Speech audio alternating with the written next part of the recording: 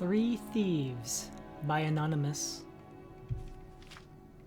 The problem with thieves today, said Leldos, is the lack of technique. I know there's no honor among thieves, and there never was, but there used to be some pride, some skill, some basic creativity. It really makes those of us with a sense of history despair. Emmeline sneered, slamming down his flagon of grief violently on the rough-hewn table. Vivek, what do you want us to say? You asks us, what do you do when you see a guard? And I says, stab the fetcher in the back. What do you prefer? We challenge him to a game of chits? So much ambition, so little education, said Leldos with a sigh. My dear friends, we aren't mugging some Nord tourist fresh off the ferry. The Cobbler's Guild Hall may not sound intimidating, but tonight, when the dues collection is housed there before being sent to the bank, the security is going to be tighter than a Kwama's ass. You can't just stab at every back you encounter and expect to make it into the vaults. Why don't you explain specifically what you'd like us to do? Asked Gelsia calmly, trying to keep the tone of the group down. Most locals at the Plot and Plaster Corner Club in Tel Aron knew enough not to listen in, but she knew better than to take any chances. The common thief, said Leldos, pouring himself more grief warming to his subject, sticks his dagger in his opponent's back. This may slay the target, but more often gives him time to scream and drenches the attacker with blood. Not good.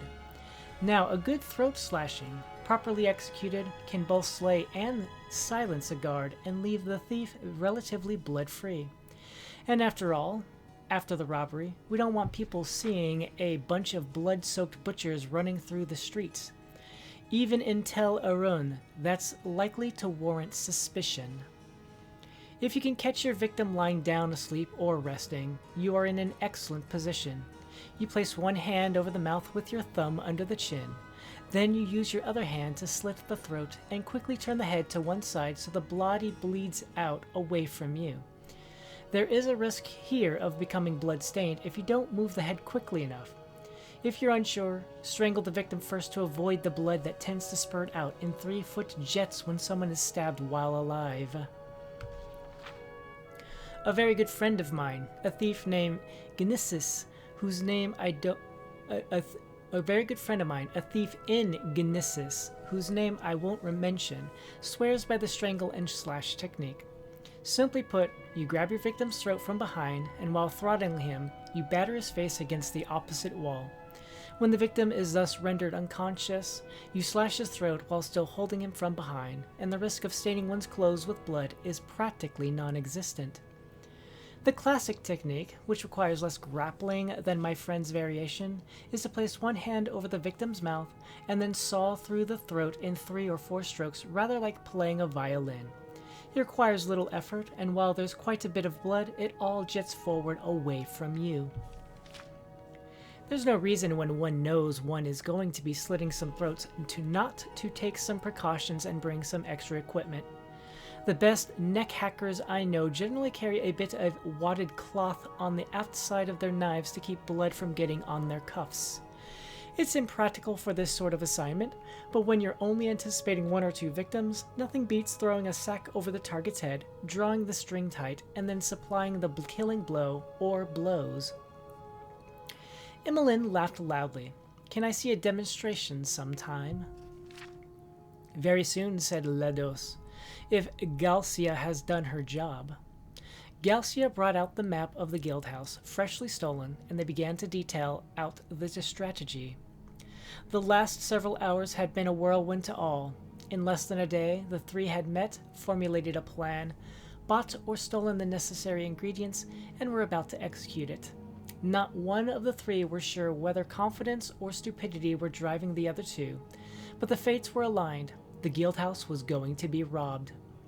When the sun set, Ledos, Gelsia, and Emmeline approached the Cobbler's Guild House on the east end of town. Gelsia used her kachas of stoneflower to mask their scent from the guard wolves as the 3 passed over the parapets. She also acted as lead scout, and Letos was impressed.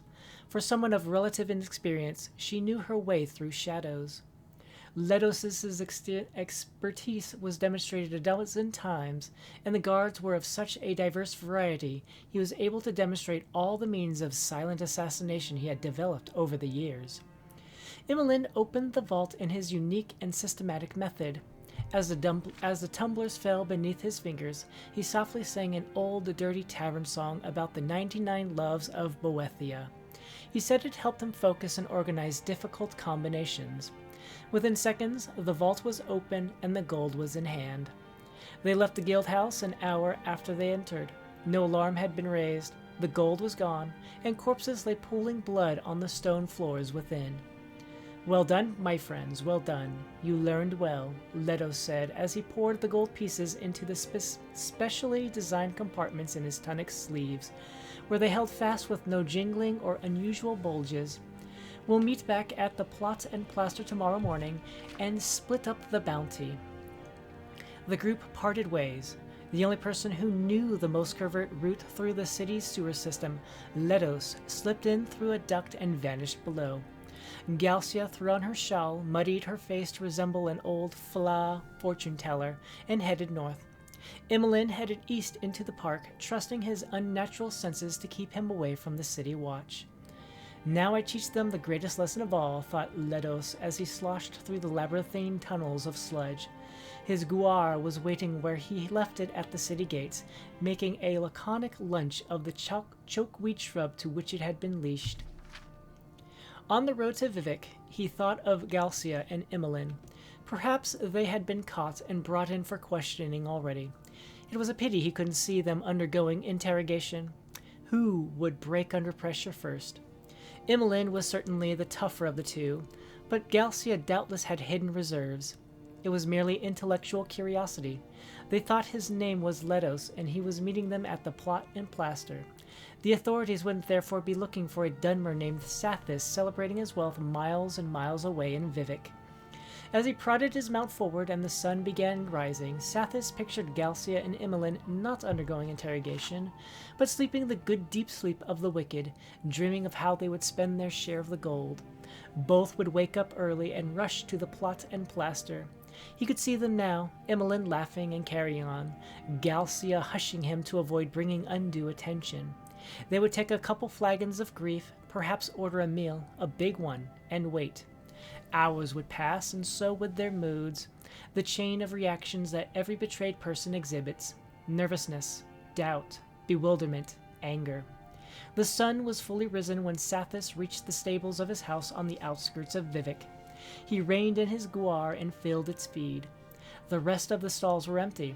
It wouldn't be until that afternoon when his servants returned from the feast of St. Realms in Genesis. They were good people, and he treated them well, but from past experience he knew that servants talked. If they began to connect his absences with thefts in other towns, it was only a matter of time before they would go to the authorities or blackmail him. After all, they were human. It was best in the long run to give them a week off with pay whenever he was out of town on business. He slipped the gold into the vault in his study and went upstairs.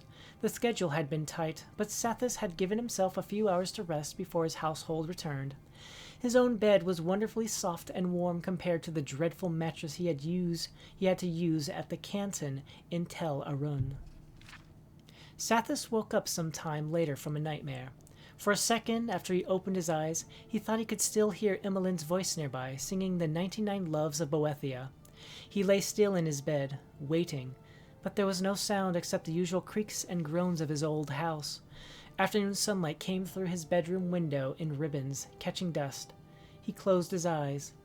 The song returned, and Sathis heard the vault door in his study swing open. The smell of stoneflower filled his nose, and he opened his eyes. Only a little of the afternoon sunlight could pierce the inside of the burlap sack. A strong feminine hand clamped over the mouth, and a thumb jabbed under his chin. Just as his throat opened and his head was shoved to the side, he heard Galcia in her typical calm voice, "Thank you for the lesson, Sathis."